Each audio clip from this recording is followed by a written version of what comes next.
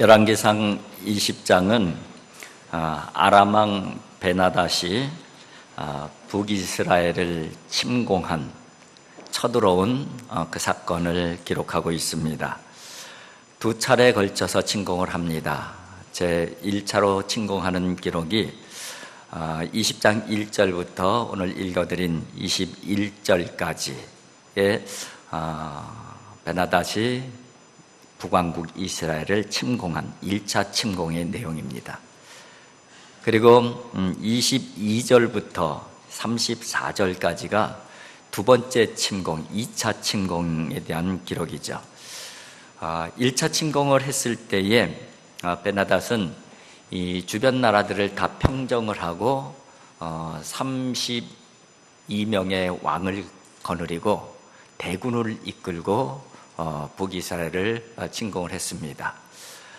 숫자상으로는 10만 대군 이상이 되는 걸로 알려져 있습니다. 그러니까 아방의 입장에서는 큰일 난 것이죠. 그래서 굴욕적인 그런 화친을 맺으려는 시도도 바로 오늘 본문 앞부분에 보면은 기록이 되어져 있습니다. 근데 결국은 어떻게 되는 것이죠? 결국은 큰 승리를 거둬요. 아방. 그렇게 이제 돌아간 베나닷이 또 병력과 무기를 보충해서 다시 또 침공을 합니다.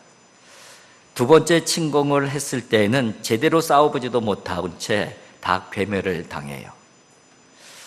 결국 베나닷은 아합에게 자기 목숨을 구걸하는 치욕스러운 그런 항복을 하게 되는 것이죠.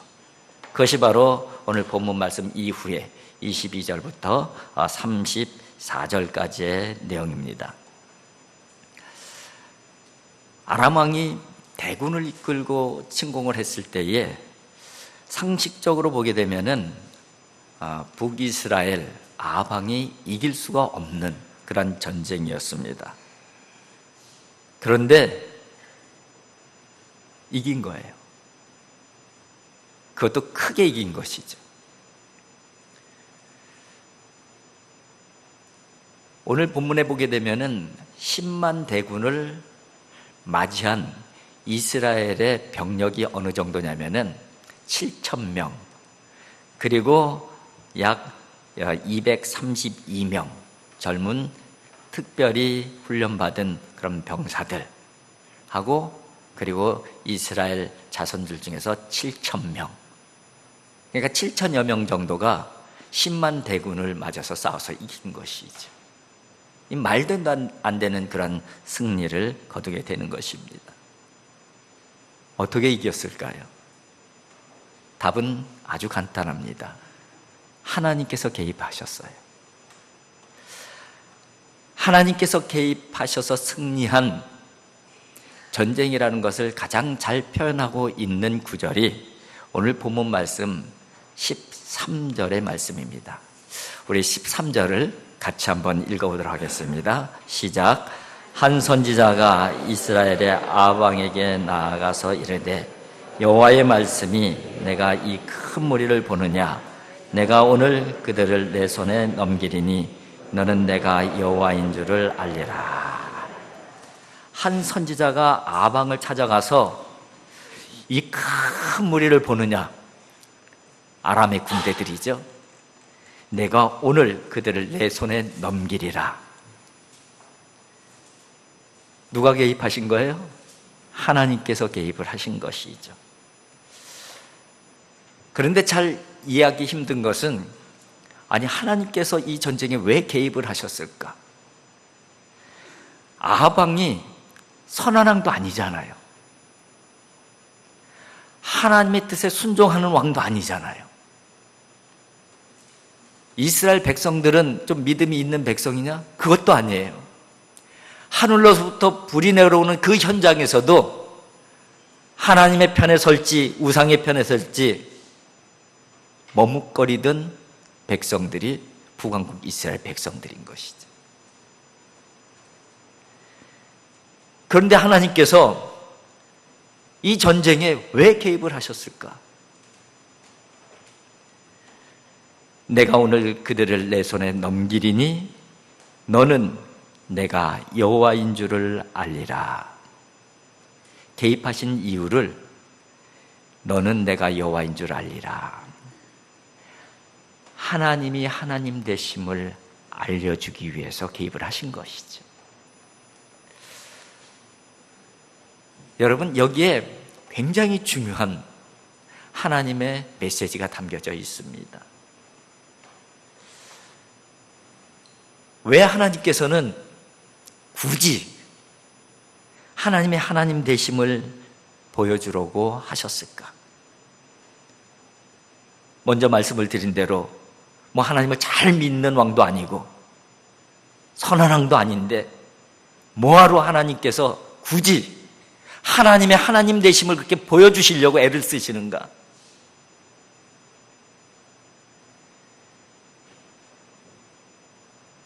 하나님께서는 아합을 끝까지 포기하시지 않으시는 거예요. 하나님의 살아계심, 하나님의 능력을 계속 보여주고 계시잖아요. 왜 하나님께서는 하나님의 살아계심과 하나님의 능력을 계속 보여주시는가? 그 이유는 딱 하나예요. 하나님 되심을 보여주기 위해서. 왜 하나님 되심을 보여주시는 거예요? 믿으라고, 내게 돌아오라고, 더 이상 내게 등을 돌리지 말고 제발 부탁이니까 나에게 돌아와라.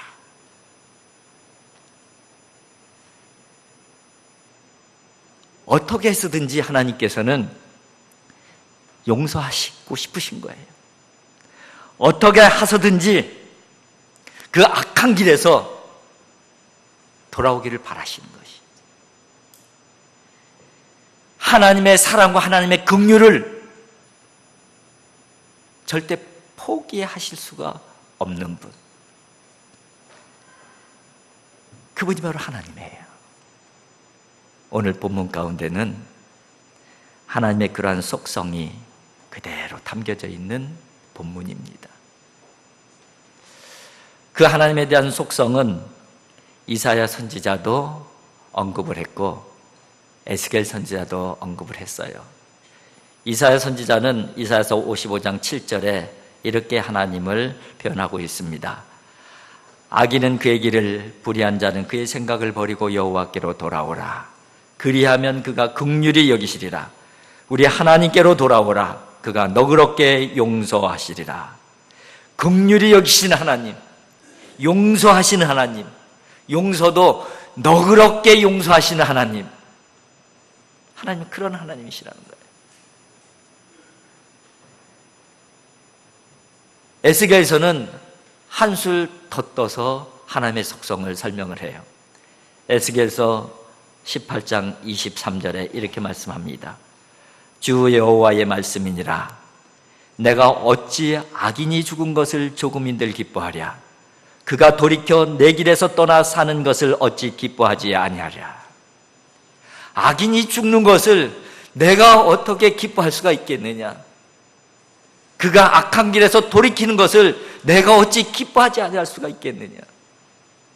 하나님께서는 아무리 악한 자라도 돌아오기를 원하시는 거예요. 돌이키기를 원하시는 거예요. 용서하시기를 원하시는 것이죠. 포기할 수가 없으실 거예요.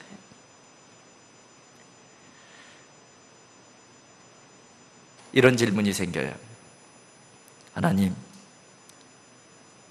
가룟 유다도 포기하셨잖아요. 사울왕도 포기하셨잖아요. 아합 왕도 결국은 포기하시잖아요.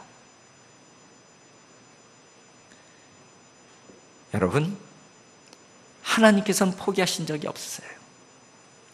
그들이 하나님을 버린 것이고 그들이 하나님을 포기한 거예요.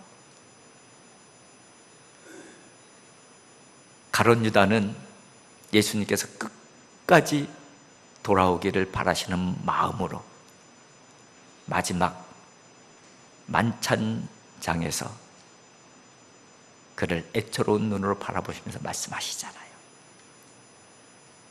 그런데 그는 은 30에 예수님을 팔아넘겼어요. 예수님께서 포기하신 것이 아니라 가룟 유다가 예수님을 포기한 거예요.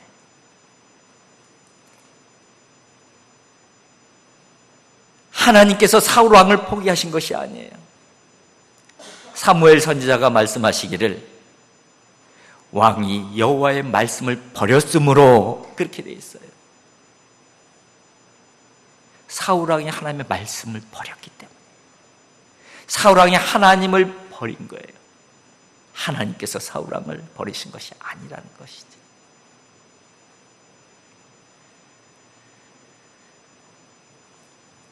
얼마 전에 마음이 아프면서 또 마음이 찡한 영상 하나를 보았습니다. 4살 된 아기에 대한 영상이에요. 그 아기의 이름은 희재라는 아기입니다. 이 아기는 내변병 1급 장애 판정을 받은 아기입니다. 그리고 기관지 절개 수술을 해서 먹을 수도 없고 말을 할 수도 없고 몸을 움직일 수도 없는 아기입니다. 목에 삽입되어 있는 이 관을 통해서 겨우겨우 거친 숨을 쉬면서 살아가는 아기예요. 하루에 수십 번씩 경련을 일으킵니다. 그리고 그 가래가 폐로 넘어가면 죽을 수 있기 때문에 그 엄마가 계속해서 옆을 떠날 수가 없는 거예요. 그리고 그 가래를 수시로 닦아내는 것이죠. 관을 통해. 그 가래를 닦아낼 때마다 그 아기는 너무 고통스러워서 몸서리치는 모습이 그대로 영상에 들어요. 상황이 너무너무 힘들어서인지 그 아기의 아빠는 아기와 엄마를 두고 떠나버렸어요. 아빠가 떠난 후에 아픈 아이를 홀로 돌봐야 되는 엄마는 경제생활을 전혀 할 수가 없는 그런 암담한 현실에 갇혀버린 것이죠. 기초생활수급비로만 근근히 생활을 연명하면서 그렇게 살아가는 한 엄마와 아기의 영상이었습니다. 그런데 그 엄마가 이런 말을 하더라고요. 저는 절대 포기할 수 없습니다. 아기가 지금 버텨주고 있잖아요. 나는 엄마잖아요. 아기가 버텨주고 있는데 엄마인 내가 어떻게 포기할 수 있느냐는 거예요.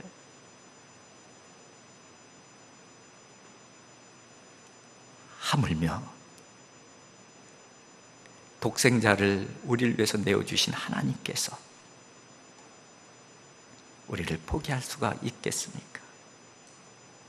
절대 포기하지 못해. 절대 하나님께서는 포기하지 않으셔요. 어떻게 그렇게 장담하냐고요? 하나님께서 그렇게 말씀하셨어요.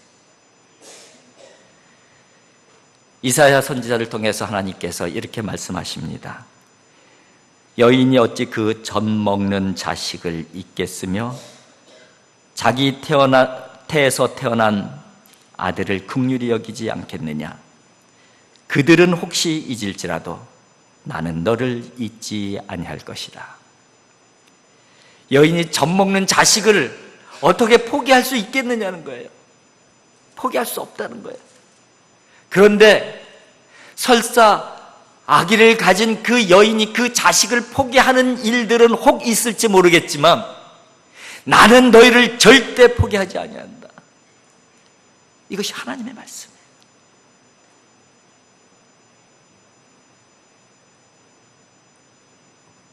하나님께서 우리를 포기하지 않는 것, 이 믿음이 우리들에게 있기에 우리는 견뎌내는 거예요.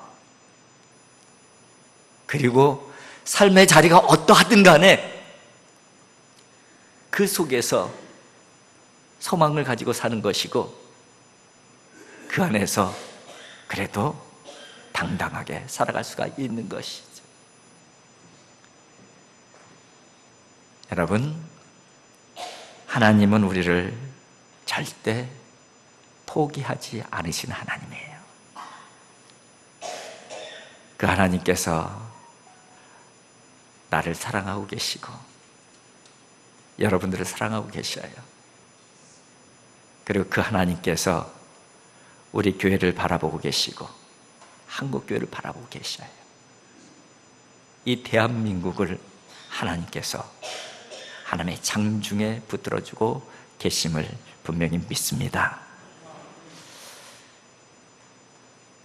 그런데 오늘 그들을 내 손에 넘기리라, 네가 이길 거야, 그렇게 말씀을 해 주셨는데 아합의 입장에서는 현실적으로 불가능한 말씀을 하시는 거잖아요. 그래서 그 말씀을 전해준 선지자에게 두 가지 질문을 던집니다. 그 두 가지 질문이 어떤 질문인지 한번 같이 읽어볼까요? 14절에 두 가지 질문이 나옵니다. 14절 같이 읽겠습니다. 아합이 이르되 누구를 통하여 그렇게 하시리이까? 대답하되 여호와의 말씀이 각 지방 고관의 청년들로 하리라 하셨나이다. 아합이 이르되 누가 싸움을 시작하리이까? 대답하되 왕이니이다. 첫 번째 질문이 뭐예요? 누구를 통하여 그렇게 하시려이까? 이기게 할 것이라는 거예요. 누굴 통해서 이기게 하실 건데요? 이렇게 질문하는 거예요.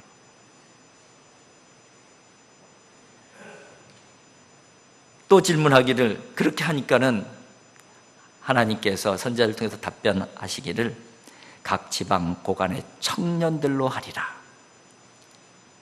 각 지방의 청년들, 준비해 놓은 청년들이 있다는 거예요. 근데 그 청년들이 어떤 청년들인가? 아합이 계수하는 모습들을 바로 15절을 통해서 보여주고 있는데 15절에 이렇게 되어 있습니다. 아합이 이에 각 지방 고관의 청년들을 계수하니 232명이요 그 외의 모든 백성 곧 이스라엘의 모든 자손을 계수하니 7,000명이더라. 각 지방 영주 휘하에 있는 전투병주를 활용해서 이기하실 것이라는 거예요. 근데 그 사람들이 어떤 사람들이냐? 몇 명이나 되냐? 700여 명, 그죠? 7,000여 명, 7,200 몇 명 정도 되는 것이지. 그런데 이 7,000명이 어떤 사람들일까요? 하나님께서 준비해 놓으신 사람들이에요.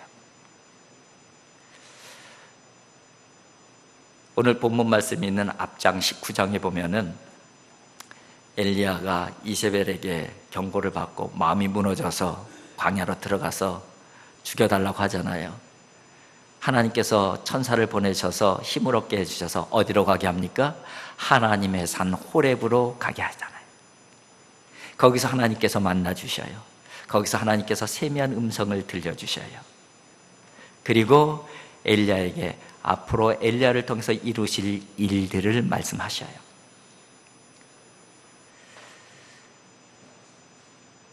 하나님께서 엘리야에게 그렇게 말씀하십니다. 네가 왜 여기 있느냐?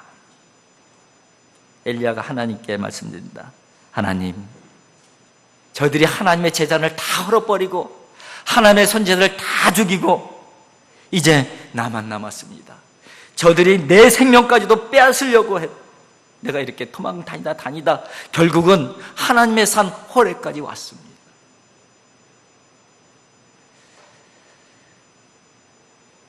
하나님께서 이 말씀을 들으시고 뭐라고 답변을 하시냐면요,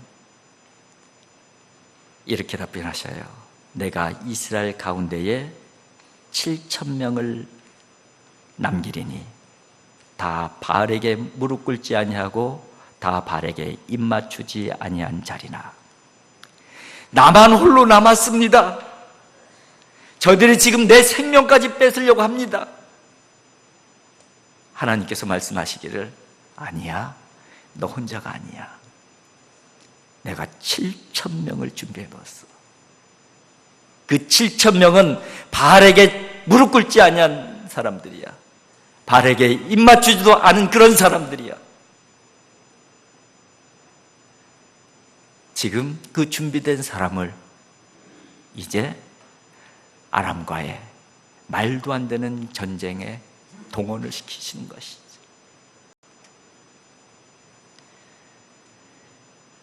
(10만) 대군데 7,000명이에요.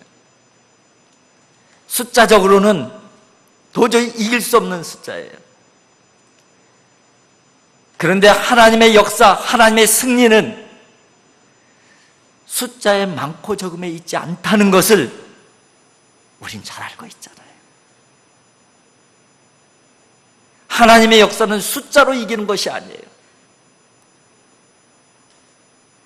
하나님의 이김은 비록 수가 적을지라도 세상의 우상에 절하지 아니한 하나님의 사람들이 있느냐, 그것에 의해서 결정이 되어지는 것이.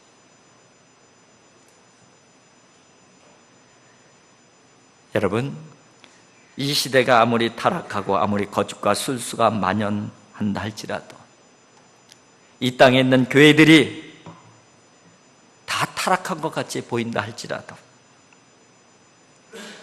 그래도 여전히 하나님께서 준비해 놓으신 하나님의 사람들은 분명히 있어요.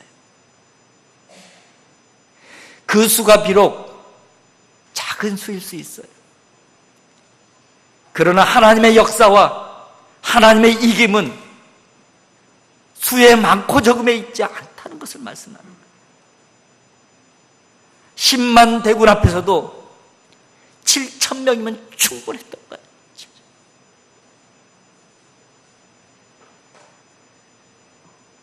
여러분, 저와 여러분들이 이 시대에 세상의 바알에 무릎 꿇지 아니한 하나님의 준비된 사람 7,000명이 되어질 수 있기를 주님의 이름으로 축복을 드립니다.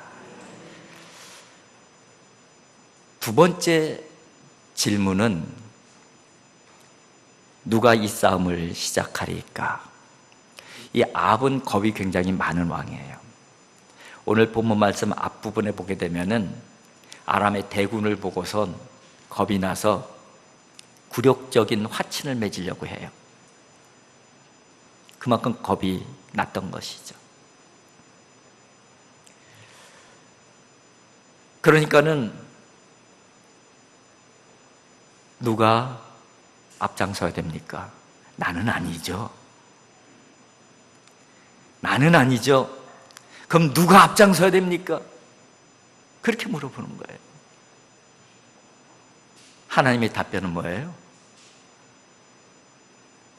네가 앞장서라는 거예요. 누가 싸움을 시작하리까?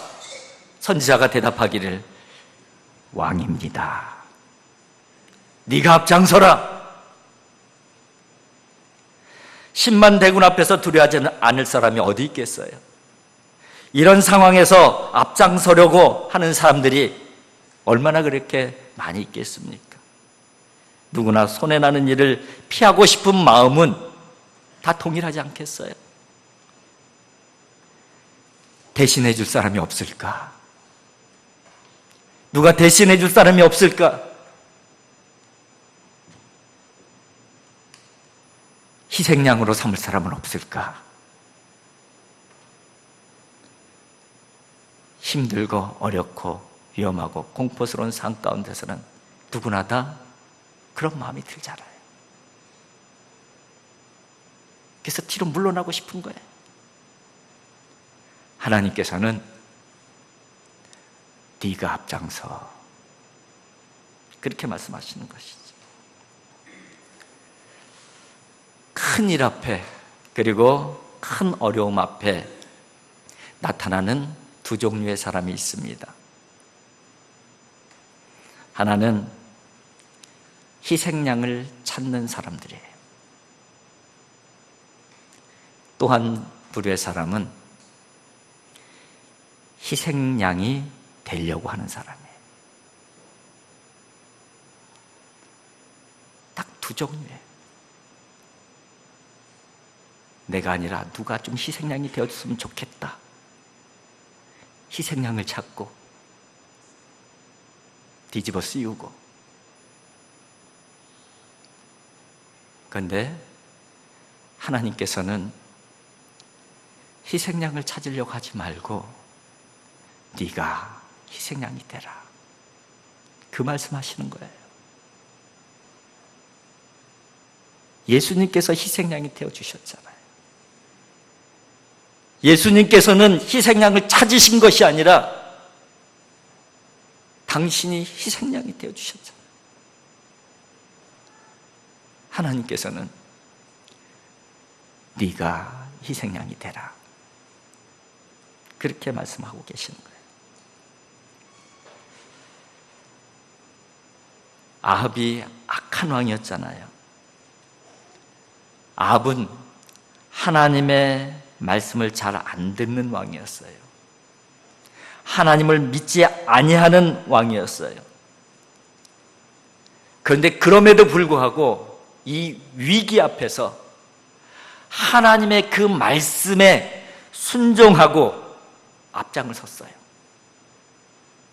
하나님께서는 크게 이기게 하셨다, 그렇게 오늘 성경이 기록이 되어져 있습니다. 21절 같이 한번 읽겠습니다. 이스라엘 왕이 나가서 말과 병거를 치고 또 아람 사람을 쳐서 크게 이겼더라. 아멘. 하나님께서 크게 이기게 하시는 역사, 바로 이 역사가 나의 역사, 우리의 역사가 되었으면 좋겠어요. 이 크게 이기게 하시는 역사, 이것이 바로 우리 교회의 역사, 한국교회의 역사가 되었으면 좋겠어요. 하나님께서 크게 이기게 하시는 이 역사가 바로 우리 대한민국의 역사가 되었으면 좋겠습니다. 어떻게 하면 돼요? 저와 여러분들이 하나님의 준비된 7,000명이 되면 되는 것이죠. 이런 놀라운 역사가 우리 가운데 있기를 주님의 이름으로 축복을 드립니다. 기도하겠습니다. 사랑의 아버지 하나님, 우리가 사는 삶의 자리가 아무리 힘들고 어렵고 암울하고 불공평한 세상 가운데 살아갈지라도 여전히 하나님께서는 저희들을 포기하지 아니하시고 끝까지 저희들에게 다가와 주시고 저희들의 삶에 개입해 주시는 줄 믿습니다. 아버지 하나님, 그 하나님의 역사에 사용될 수 있는 준비된 하나님의 사람들이 바로 내가 되게 하여 주시옵시고 우리가 되게 하여 주시옵소서. 그래서 우리의 삶의 자리 가운데 하나님의 이김의 역사가 일어나게 하여 주시옵소서. 예수님의 거룩하신 이름으로 기도하옵나이다. 아멘.